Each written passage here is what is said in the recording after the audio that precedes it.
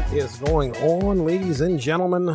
The Source Material Comics podcast has returned, and we are synergizing with the latest DC comic book movie release of Shazam, Fury of the Gods. So what could I possibly be bringing to the table this go round? Well, it's going to be a solo cast, ladies and gentlemen. Just be ready. You're going to be listening to me for a few minutes, and only me. But that's all right.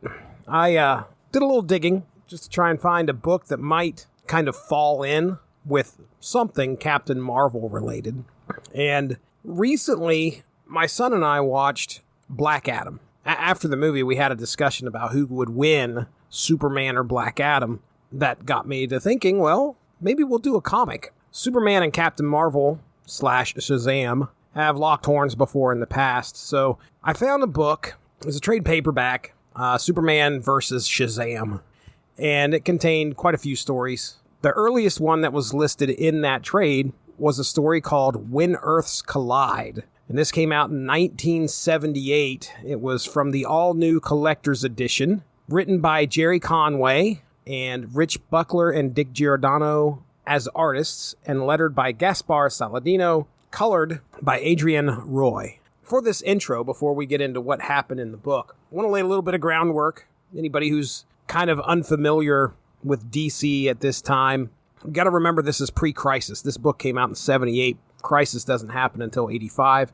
which changed the landscape of the DC universe, basically. So what you're getting in this movie is not going to correlate with what's happening in this book. Late 70s, Superman and Captain Marvel were two different things compared to 2020's Superman and Captain Marvel / Shazam. First, let's do a little background on our creative team. Jerry Conway.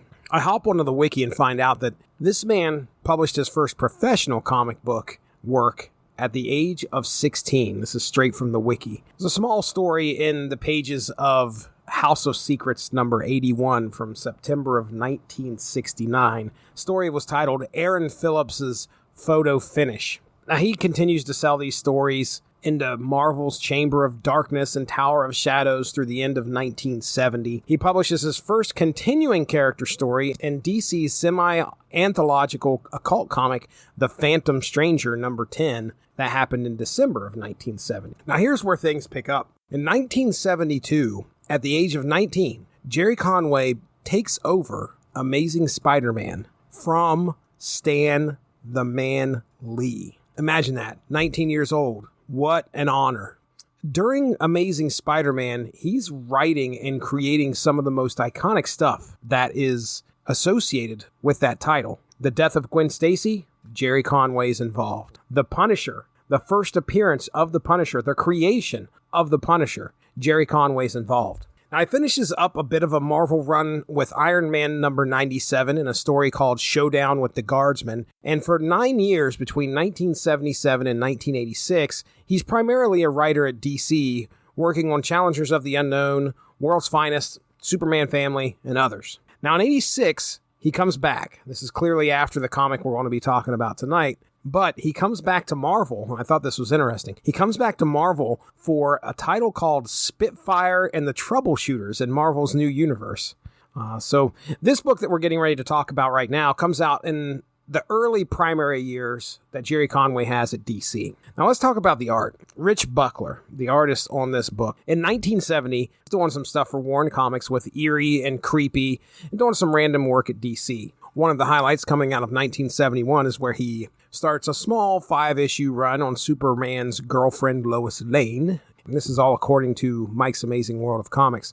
In 72, he does his first Marvel work in that year with Where Monsters Dwell number 15. And he also starts a 5-issue run on The Avengers. In 73, he divides most of his time up between Marvel and Warren with Jungle Action with his first work on Fantastic Four number 142. In 1974, Rich is primarily at Marvel with Fantastic Four, Thor, and Astonishing Tales.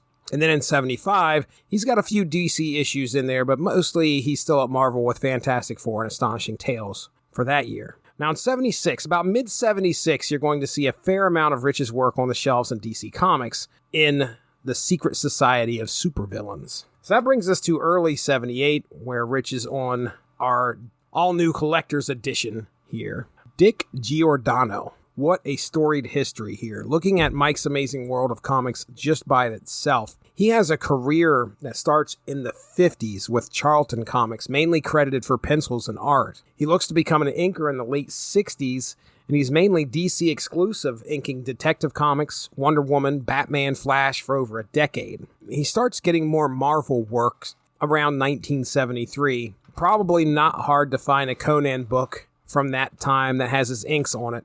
In 76, he's working on Warren's Creepy and Eerie, while dabbling in the big two as well for a couple of years. So yeah, this book itself is actually larger than your normal comic. 10 inches by 14 inches, tabloid size, what they call treasury format. So you may have seen a few of these out in the wild, but they're definitely not in your long boxes because they're larger than average size. This gets on the shelves February 28th of 1978. And the issue that dropped before this in January of 78 is Superman versus Muhammad Ali. So it seemed like these larger size comics were kind of a big deal sometimes. But when you go and look at some of the things that were published in this title, I mean, the very first one in 1972 was Rudolph the Red-Nosed Reindeer. And then the very next one next year in the summer of 73 was Shazam. It was a weird eclectic mix of some of the stuff that would pop up in there. Now after this, if you couldn't get your hands on Superman versus Muhammad Ali, the issue that drops after this, and actually I think it's at the same time, and it may even be on the shelves at the same time that this is out there, is the 72-page spectacular of Welcome Back, Kotter. Get in on it, folks. Like I said, a weird kind of a varied mix of what you're going to get with the all-new limited collector's edition. All right, let's talk a little bit about our characters and our setting. You have to remember something here. In the late 70s, well, I should say pre-crisis, there are a multitude of Earths in the DC universe. Some Earths don't have the same characters that other Earths have. There's two Earths that we're going to be talking about here in this book. One is Earth 1, which is home to all of our pre-crisis DC superheroes and villains. Crisis, go back in the archives, folks, we talked about it a little bit, brought all of these Earths in under one reality. That event happened in 85. Go check it out. We talked about it. But you have to remember that this is 78, so this is pre-crisis. And there is an Earth 1, and there is an Earth S. Earth S is home to Captain Marvel and the Marvel family and their villains. So these two Earths rarely do the characters from either Earth interact with the others. So are you seeing why this is titled When Earths Collide? Yeah, we're going to get there. All right, groundwork. So Superman, created for DC Comics by writer Jerry Siegel and artist Joe Shuster, first appearing in Action Comics #1 from 1938. Superman's alter ego, Clark Kent, originally known as a mild-mannered reporter. Now currently, in late 70s DC, Clark works for a television station called WGBS, and he's a news reporter. So the Daily Planet appears to at least not show up in this comic very much at all. It's him and Lois working for a television station. Now, he still has the same power set: X-ray vision, heat vision, flight, superpowered strength, weakness to kryptonite. All the Superman staples are there. We also got to talk about Supergirl. Kara Zor-El, also known as Supergirl, and Linda Danvers. Created by Otto Binder and Al Plastino, first appeared in Action Comics 252 from May of 1959. Orphan Kryptonian cousin with a similar power set to Superman. So, Superman's cousin, Supergirl. Now, Earth S's Captain Marvel, created by Bill Parker and C.C. Beck, first appeared in Whiz Comics #2 from February of 1940. 13-year-old Billy Batson has been chosen to wield the powers of Shazam, and when he yells that very word, he transforms into the world's mightiest mortal, Captain Marvel. Now, he has a strength level that's comparative to Superman. Billy has the powers of flight, speed, and invulnerability. No weakness to kryptonite. Remember, this is a kid. This is a 13-year-old boy who transforms into a man when he gets struck by lightning after he yells the word Shazam. Now, Mary Marvel, same situation. Twin sister to Billy Batson, created by Otto Binder and Mark Swayze, first appeared in Captain Marvel Adventures #18 from December of 1942. Mary Batson is Billy's twin sister, who also has the powers of Shazam, drawn from a female set of gods. Very similar power set. Now, the villain of this piece, Karmang the Evil. That's right. What a name. Karmang the Evil. He's a white Martian whose race was killed off, but he has remained. They talk a little bit about this in the story. But yeah, he's been around for a very long time, and his race has been gone for a very long time. Karmang has quite a look to him, so let me do my best to describe how this evil character looks in an audio format. Green bodysuit, all right? Darker green gloves and darker green boots. A chalk white head with a red cape and eyeballs for earrings. Now, as to whether they're actual eyeballs, I doubt it, but they're creepy looking. Like where his cape attaches to his suit as well are eyeballs.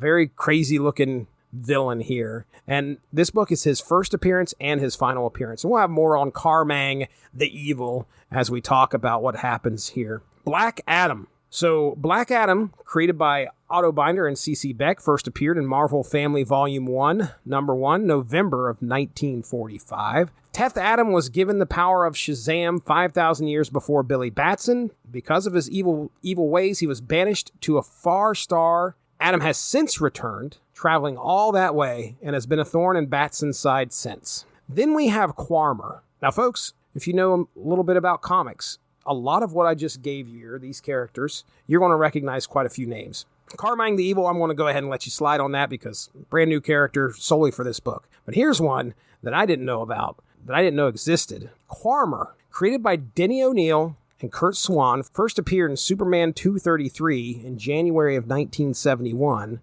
His last appearance is in this book. So Quarmer, I took some of this from DC Fandom, so get ready. Created from a temporary portal between Earth and the Quarm dimension during an explosion. The Sand Superman is initially mainly interested in draining power and knowledge from Superman for its own sake. However, as it gains and loses energy during its existence, it comes to more and more take on a desire to act as Superman does, as a being that serves unselfishly as a superhero. So that's Quarmer here. This being that was created and somehow, because of some type of explosion, and then somehow gets attached or at least gets some type of power from Superman. And so when you see this, it looks like Superman, except he's just completely made of sand. So that's Quarmer. All right, there's your characters. There's your creative team. A bit of history for you in regards to the book. Let's talk about what happens in When Earths Collide. We open our story on Mars as Karmang the Evil, once known as Karmang the Good, uses his power to summon Black Adam from Earth S and Quarmer from Earth 1. Karmang exclaims he wants them to assist in destroying both Earth S and Earth 1. After a bit of resistance, both Black Adam and Quarmer feel there is no choice but to claim allegiance to Karmang and do his bidding. Chapter 1. It is a beautiful day in Metropolis, except sports fans at a local baseball game are in fear for their lives as a giant robot begins attacking the stadium. Luckily, Superman appears, stopping the massive mechanical beast and capturing its operator. Heading back to the WGBS newsroom, Clark gets ready to go live with the 6 o'clock news when the building shakes with a resounding thud. Captain Marvel is attacking the side of the building with a large girder. Clark quickly changes to Superman and asks Captain Marvel why he's attacking the building, to which Supes gets punched in the face for his efforts. Knowing that calming Captain Marvel down could be a handful, Superman calls out to Linda Danvers, Supergirl, for some help. Before she gets there, Captain Marvel blasts Superman with a device called the Judgment Ray, bathing Superman in the radiation of a red sun. This results in quite a change in Superman, causing him to act irrationally in anger. Captain Marvel flees the scene, and the reader soon sees that this was actually Black Adam in disguise. When Supergirl finally arrives, Superman is inconsolable and filled with rage, flying off to find Captain Marvel. Interlude. In our first interlude here, we learn that Karmang has had Black Adam and Quarmer place specific devices on each world, which will result in the Earths colliding. Why would he do this? Karmang is attempting to revive his alien race as they have been dead for eons. The energies from this explosion will give Karmang the ability to resurrect his dead kin. we also see that the ghosts of his dead race haunt him. It turns out Karmang conducted an experiment for immortalization, which worked. However, it also inadvertently killed everyone on his planet except for him. Chapter 2. Switching to Earth S, we see Captain Marvel in New York City attempting to stop the Brooklyn Bridge from collapsing. In need of some help, his sister Mary Marvel swoops in to give Captain Marvel some time to seal a gap in the bridge with some junk cars. Later that night, Captain Marvel thinks he sees Superman, and wondering why he would be on Earth S, he goes out looking for him. However, we soon learn that this is Karmang, who has been busy placing the collision beacon to bring Earth S into a devastating impact with Earth 1. As Captain Marvel shows up, Karmang immediately engages him in battle. Confused as to why Superman is attacking him, Captain Marvel tries to fight back but is soon hit with the Judgment Ray as well. Karmang escapes, challenging Captain Marvel to find him on Earth 1. Enraged, Captain Marvel flies off to cross dimensional barriers to Earth 1, while Mary Marvel follows, trying to talk some sense into him. Let's talk about our introduction, our first 2 chapters and interlude here. So we definitely get a good introduction to our major players, Captain Marvel and Superman. We also get an introduction to our villain, Karmang, and his plan to take out both Earths, which is interesting. I mean, it's definitely not a run-of-the-mill supervillain plan here. This is something where Karmang is so wrapped up in the fact that he killed his own race that he will destroy others in order to try to bring them back. It's not your typical supervillain plot. Oh, I want to take over the world. No, I want to destroy both of these worlds so I can bring back the race that I killed. Fairly interesting. The Judgment Ray. So the Judgment Ray is an interesting device that is used by both of the servants of the villain. You know, Black Adam uses it against Superman, and Karmang uses it against Captain Marvel. I think the Judgment Ray had something to do with red kryptonite. Correction, that is radiation from a red sun, not red kryptonite, from what I was reading there. So I understand that effect that it has on Superman, but I didn't really understand why it affected Captain Marvel the way it did. I mean, in the book, I'll read it here, as Karmang, who appears as Superman. So here's what it says. Okay, so Captain Marvel hits Superman, and there's a large resounding sacco. And then Karmang is on the ground, and he says, he strikes hard and well. Though I do not have Superman's full strength, I do have the weapon given me by Karmang to distort Captain Marvel's reason, the Judgment Ray. So he hits him with it, and Captain Marvel yells, "My eyes, you've blinded me." So the only thing it really says that it did to Captain Marvel is, like, just temporarily blinded him. But he's definitely angry, somewhat irrational, just like Superman was, because Mary Marvel shows up and he is yelling at her, telling her to shut up. So clearly it has a similar effect on Captain Marvel as it does Superman. As to why, I don't know. No idea.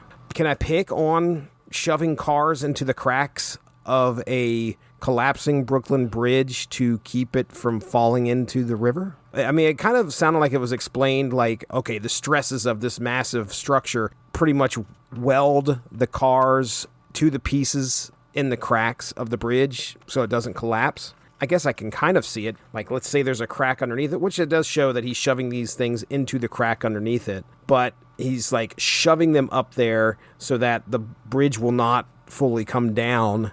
I was like, yeah, that's a weird way of making sure that this bridge doesn't collapse. But I guess it's temporary until somebody can get out there. Could you imagine? That's not going to pass too many inspections. Just saying. It's just me poking some fun at a 78 comic book. The old case of the mistaken identity. Yes, you know, I talked about the Judgment Ray, and there's the mistaken identity part of this where our two heroes end up in conflict with each other. You know, I'm giving that a pass. I have no problem with it, especially for a comic that showed up in early 78. You've got to get your two heroes to come to blows. So, you know, if this was the old days of source material, as a matter of fact, you can go back into the archive and probably find an episode where I used this. But I used to open up these shows with songs. Normally I would open it up with some type of a metal song or something like that. Those days have come and gone. I do that every once in a great while. This title is called When Earths Collide. And trust me, if this was 3 or 4 years ago, you would have heard some Power Man 5000 at the beginning of this episode. But a perfect song to bring us into this. Just real quick, our man in the robot. So, at the beginning of this, there's this large robot that's attacking the Metros, I think the Metropolis Metros baseball stadium. And Superman pulls this guy out. And I'm sitting there looking him over, like I'm waiting for a name to be dropped, and no name ever gets dropped. And sure enough, the DC Fandom Wiki has it listed as an unnamed supervillain. So this villain, after he tries to escape and he's like on some type of a rocket or something to get away from this robot, I never should have come to this crummy burg, but the Batman protects Gotham City, the Flash speeds around Central City, Hawkman wings it in Midway City. It's getting so crooks are running out of cities to rob. I thought Superman at least would be too busy with guys like Luthor and Terra Man. Now, look, if you're going to do crime anywhere... Which, by the way, I have no idea what he planned to do. I mean, he's just essentially in this large robot taking out part of this stadium for some reason. No clue. I don't think he's trying to rob anything. He's like this common criminal. So he picks the one place that has the most powerful superhero. The whole point of him coming to Metropolis was so that he could try to get away with his crime, because he thought Superman would be too busy. Like it was too risky with the other superheroes. Like I would not pick Metropolis to do any crime whatsoever. If I was a criminal, I certainly would not go to Metropolis to try and pull off some kind of a heist that involves a giant robot destroying a stadium. Anyway, I did not mention it in the synopsis, but Karmang's Mars headquarters is called Castle Karmang. Rolls right off the tongue. All right, I think that's it for right now. Let's get back to the story. In our second interlude, we are back on Mars. Karmang watches on monitors from Mars as events unfold between Captain Marvel and Superman. As the two heroes find each other, a battle for the ages is about to begin, and Karmang could not be more entertained. Chapter 3. Superman and Captain Marvel square off, with an irate Superman throwing the first punch. Watching the confrontation from the ground, Lois decides to hop in a helicopter and snag a shot of the battle from the sky. As the two men fight, Mary is still trying to talk Captain Marvel down, but soon she is confronted by Supergirl. The two have a reasonable conversation and try to figure out a way to stop this fight, and they determine it had to be some imposters that have somehow set Superman and Captain Marvel against each other. Going through a few of the rogues for each hero, the ladies correctly deduce it was Quarmer and Black Adam behind it all. They decide to head out and find the evildoers to discover what their end game is. Meanwhile, an hour has passed as Superman and Captain Marvel have started fighting and are now over Niagara Falls. With Lois Lane reporting from her helicopter, she is horrified to see the pair fall into and demolish a power plant. In our third interlude, we are back on Mars, and Karmang cannot get enough of watching Superman and Captain Marvel duke it out. Supergirl is looking for Black Adam, who has taken shelter in Egypt on Earth 1. Confronting him, Black Adam grabs an ancient weapon of power called the Ibis Stick, but Supergirl is able to wrest it from his hands, striking Black Adam with lightning and turning him back into Teth Adam. Mary Marvel is able to find Quarmer on Earth S, and he reveals he does not wish to fight her and instead tells her of Karmang's plan to destroy both worlds.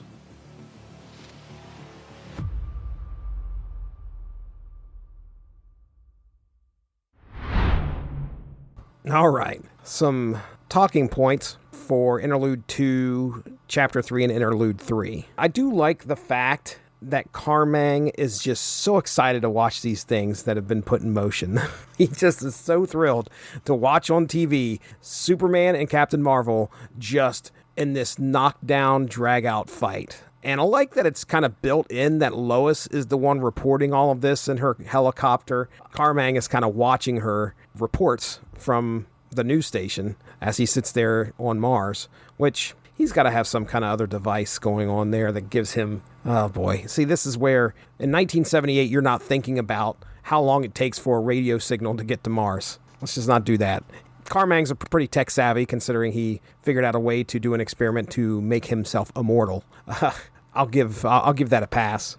Chapter 3's 2-page splash to bring us in is just fantastic. Superman and Captain Marvel, each on opposite sides of the page, looking at each other. This battle is about to go down. Rich Buckler and Dick Giordano are not missing a beat here. They are not doing any wrong whatsoever. It's pretty compelling. It's pretty good. There's a reference in here to the July 77 blackout. So when they destroy this power plant, like most of New York or wherever goes dark, and there's this family, they cut quickly to this family who is in the dark in their apartment, and there's this young kid that says, "Mommy, I'm frightened. It's just like the blackout last July." So there was a blackout, and that actually occurred in New York in 1977. So go find the wiki on this, but I'll read you the first sentence. As you scroll down, there's a section just titled Crime. And really, that's kind of what the 77 blackout is known for. The blackout occurred, this is straight from the wiki, the blackout occurred when the city was facing a severe financial crisis and its residents were terrified by the Son of Sam murders. Yeah, a lot of people were affected and frightened because of the 77 blackout. And if I remember correctly, like it was really hot too. Oh, wow. I mean, I'm just looking here. 35 blocks of Broadway were destroyed, 134 stores looted, 45 of them set ablaze. Crazy. Supergirl and Mary Marvel rationally talking this out they end up being sort of the true heroes of this story. That's pretty neat. I like to see that. I will say that Captain Marvel hardly gets any shots in on Superman. He's getting it beat up pretty good throughout these issues. It's not bloody or anything like that, but most panels are of Captain Marvel getting punched by Superman or him looking scared that he's getting ready to get punched by Superman. So the Ibis stick. So in this book, there's a point where Supergirl finds Black Adam in Egypt, and he has found this weapon of power called the Ibis stick. Apparently, this is something that showed up in Whiz Comics number 2 from 1940. So it also has a counterpart apparently on Earth 1 because Black Adam has found it. And there's not much mention in the DC fandom wiki of Black Adam apparently wielding this at some point, but clearly its power is pretty well known because Black Adam seeks it out on Earth 1. Now, in the synopsis, I say that Supergirl wrested it from Black Adam's hands, which makes you think that the two are fighting, and she is able to get a hold of it somehow. Well, yeah, they're fighting, but they're not in close contact with each other. As he's running away, she uses her powers of super inhalation to suck it back into her possession. So that's how she gets it, and she uses it to call down the lightning and change Black Adam into Teth Adam, clearly getting the upper hand. So, all right, there you go. We're going to head into the conclusion of When Earths Collide. Chapter 4. Captain Marvel is reeling from this extended fight with Superman as their battle now takes them over the Grand Canyon. Trying to come up with a way to gain an advantage, Captain Marvel remembers that magic might be the key to beating Superman. He looks to end the battle by hitting Superman with a lightning bolt. However, the Great Wizard appears, telling him to prolong the fight, all in an effort to keep Karmang glued to his television screen as Supergirl and Mary Marvel execute a surprise attack on him. This momentarily distracts Captain Marvel, and he takes a couple of big hits from Superman, the final one leveling him, sending him careening to the ground where he lies unconscious. Shocked, Superman immediately regrets what he has done, but is reassured by the Great Wizard that Captain Marvel will heal quickly. He also lets Superman know about the devices placed on the planets to collide the two Earths, both of which are currently wreaking havoc with the Earth's electromagnetic field. Captain Marvel awakens, and Superman comes up with a plan to fly around the world at super speed to reverse the effects of the device, while Captain Marvel goes to destroy them. On Mars, Karmang is trying to deal with Supergirl and Mary Marvel. Scrambling during the fight, Supergirl finds and presses a large black button that opens a portal to a limbo dimension that sucks Karmang into it, damning him to his own personal hell, forever haunted by the ghosts of his own murder race. In an epilogue, we're on Earth S. The two pairs of heroes revel in their victory on a rooftop. Mary Marvel shoots her shot and tells Superman that he's handsome. As Mary fawns over Superman, Supergirl decides to turn on the charm on Captain Marvel, which really upsets Mary, and she reminds her quickly that this is her twin 13-year-old brother. But Mary soon sees that Supergirl only did that to remind her that Mary is 13 years old as well, and happens to be confessing her affection to a much older man. The end. Okay, let's talk about our final thoughts here on chapters 4 and the epilogue of When Earths Collide. So at one point, the U.S. military decides they need to get involved, which, trust me, it doesn't work out. Both Superman and Captain Marvel destroy some of the planes that are coming after them. Everybody makes it out safely, but it's funny because the pilot, as he's floating down to Earth in his parachute, is like, I knew this would happen, but orders are orders. The resolution of this problem. Okay, so you got these two devices on both these Earths. There's a failsafe that's involved. Karmang built this failsafe in there that if somebody touches them or does something to them in order to stop them. So, I mean, obviously, if you can stop the devices from getting both Earths to collide, which you got to remember, there's definitely some serious science fiction that's happening here because both these Earths don't exist in the same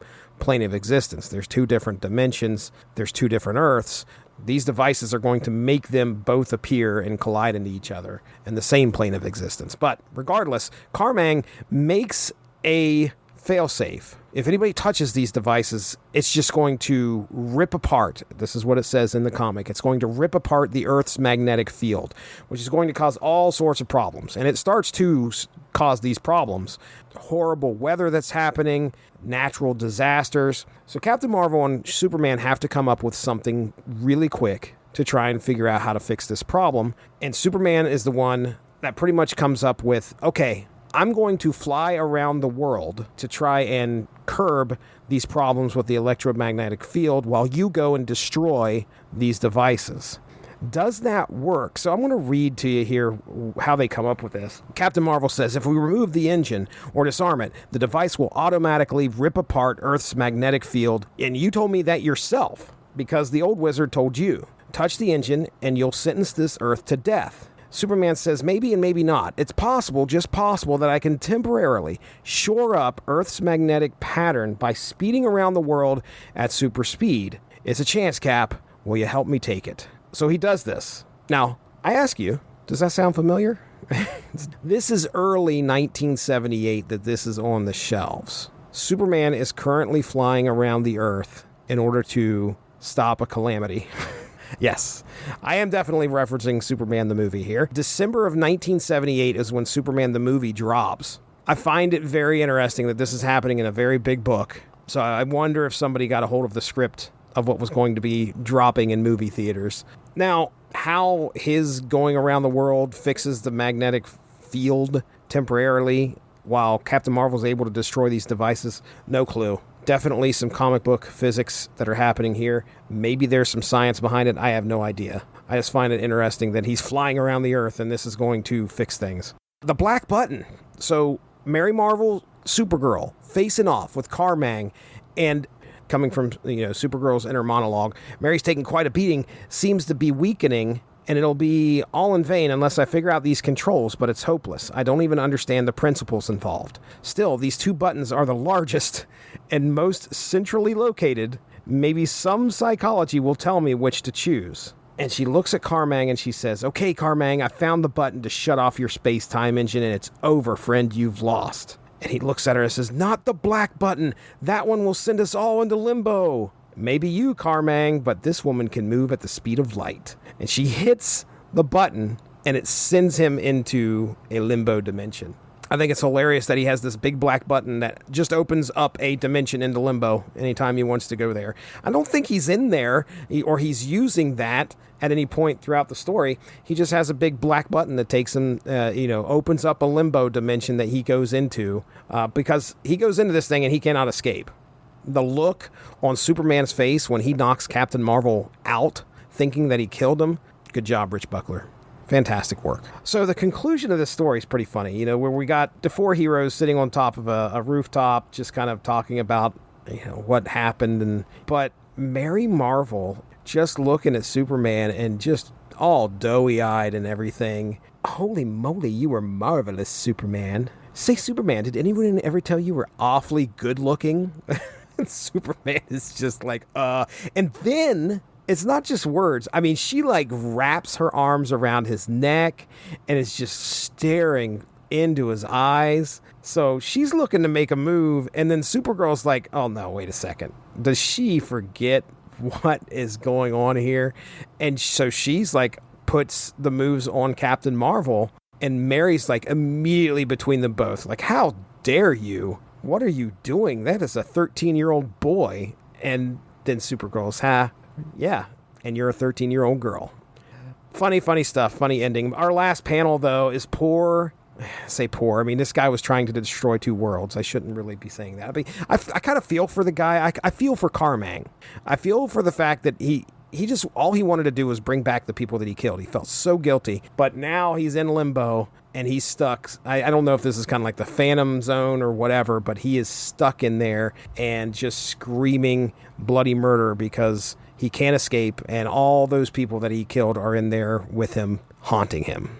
Overall thoughts. I like the story. It's very rare that I'm jumping back into the 70s on this show. You all know that I'm a 90s guy, but I have the utmost respect for what's come before. So jumping into the Bronze Age or, the late 70s and reading comics, sometimes I feel it can be more of a chore than what it's worth. I wasn't let down by this issue. Rich Buckler, Dick Giordano, just knocked it out of the park. Both of those names are pretty iconic when it comes to the comic book industry. They did a great job on a book that was oversized. I imagine it was fun playing with the format size of this book, with it being so large. They filled it out well. Great job. Let me tell you real quick, I just hopped onto eBay. Wanted to check the prices out for this thing. There are 3 instances of where this sold.